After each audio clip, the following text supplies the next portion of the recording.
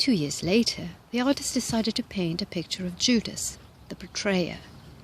He searched for nearly 2 years, looking for one he felt was despicable enough to portray the betrayer. Finally, one morning he was walking through the Apache Quarter in Paris, and here, in a little niche, all disheveled, in rags and down and out, was the man. He walked up to him and said, "I have painted a portrait of the Christ.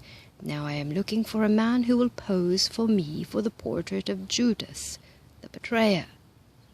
The man looked up and said, "Sir, I posed for the Christ for you." It was exactly the same man.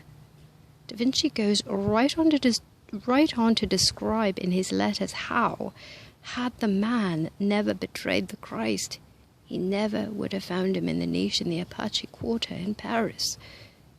He even goes so far as to say that when we use the word can't, we deny the Christ within.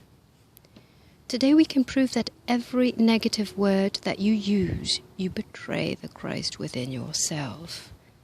Now, Da Vinci went right on to say that he never thought of portraying the countenance of Jesus the Christ, but he did see the Christ in that face. Leonardo da Vinci was a most remarkable man. He wrote many scientific articles that are very fine, yet they have never been published. You can only read them by going into a glass cage with 3 men watching you the whole time you read them. They are very valuable.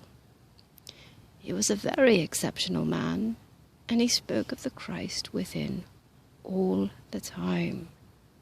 He explains how wonderful it is to represent the Christ, to see the Christ in every face.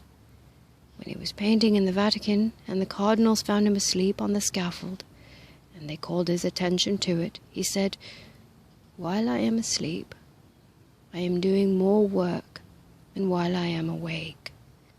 While sleeping, he saw everything right before him that he would paint, and in the exact colors he would bring out, and he would get up and put them down.